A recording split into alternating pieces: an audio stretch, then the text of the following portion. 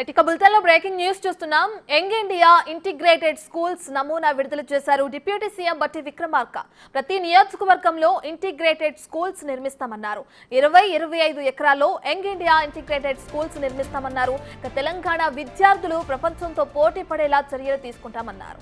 ప్రాథమిక స్థాయి నుంచే విద్యార్థులకు నాణ్యమైన విద్య అందిస్తామన్నారు బట్టి.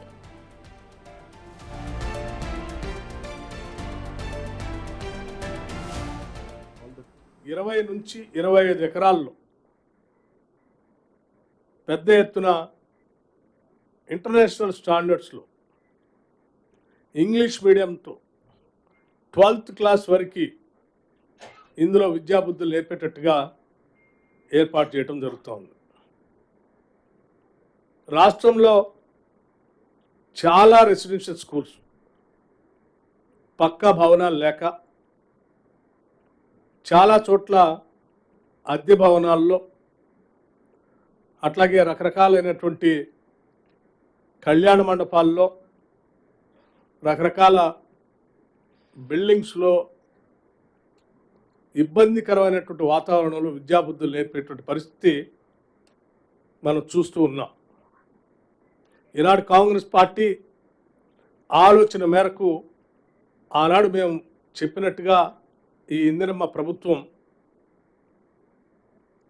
పేద బడుగు బలహీన వర్గాలకు సంబంధించినటువంటి కుటుంబాలకు సంబంధించిన బిడ్డలందరికీ ఉచితంగా నాణ్యమైనటువంటి విద్యని ప్రాథమిక స్థాయి నుంచే అందించాలనేటువంటి లక్ష్యంతో తీసుకున్నటువంటి ఈ నిర్ణయం నాకు తెలిసి ఈ దేశ చరిత్రలోనే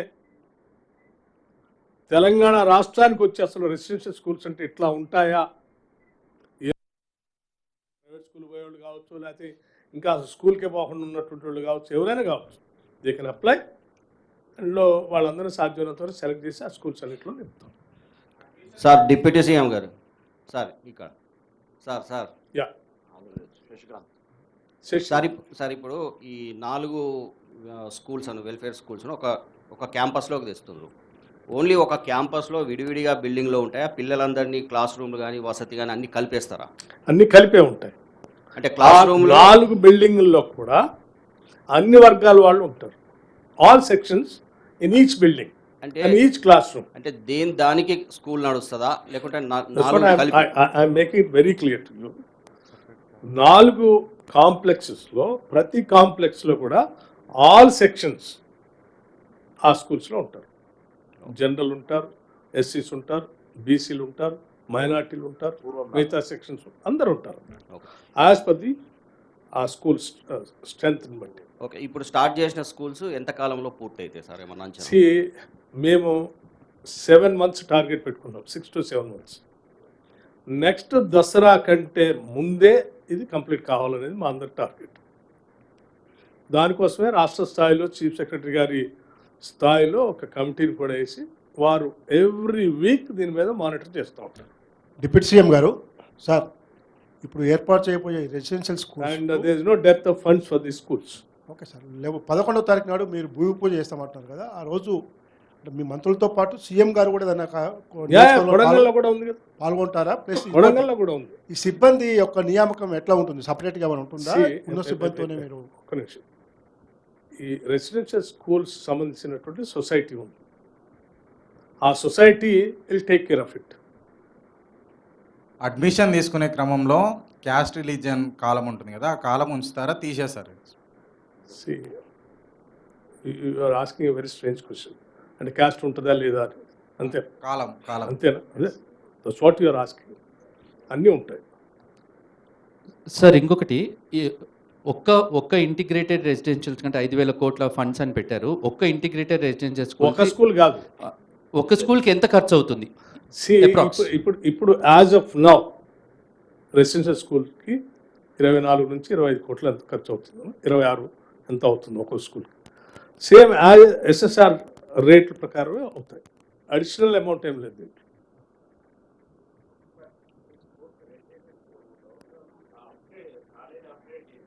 కాకపోతే ఏంటంటే ఆర్కిటెక్చరల్ స్టాండర్డ్స్ పెంచాము, డిజైన్స్ పెంచాము, తర్వాత ప్రపంచవ్యాప్తంగా ఉన్నటువంటి స్కూల్స్ అన్నిటిని దృష్టిలో పెట్టుకొని బాగా అఫ్లూయెంట్ సెక్షన్స్ ఏ స్కూల్స్ పోయి చదువుకుంటున్నారో అటువంటి స్టాండర్డ్ కలిసిన ఇన్ఫ్రాస్ట్రక్చర్ని వాళ్ళు మన పిల్లలకి అందిస్తున్నారు. సార్ ఇప్పటికే 1000కి పైగా రెసిడెన్షియల్ స్కూల్స్ ఉన్నాయి. వీటిని కాలేజ్గా జూనియర్ కాలేజ్గా అప్గ్రేడ్ చేశారు.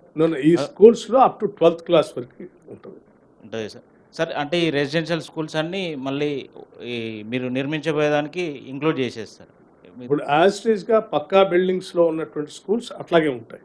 సార్ కొత్తగా మేము పక్కా బిల్డింగ్స్ లేనటువంటి రెసిడెన్షియల్ స్కూల్స్ అన్నిటికీ బిల్డింగ్ శాంక్షన్ చేసి దీంట్లో తీసుకొని వస్తాం. సార్ ఇవి కాకుండా ఈ రెసిడెన్షియల్ స్కూల్స్ అనేది కాకుండా ఇంతకుముందు BC welfare, SC welfare separate అవి హాస్టల్స్ ఉన్నాయి కదా సార్, వాటిని అట్లా కొనసాగిస్తారా ఇందులో? అన్ని ఇంటిగ్రేటెడ్ రెసిడెన్షియల్ స్కూల్స్గా మారుస్తాం.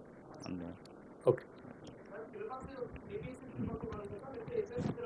That all will be taken care by the society. Education department అది దాని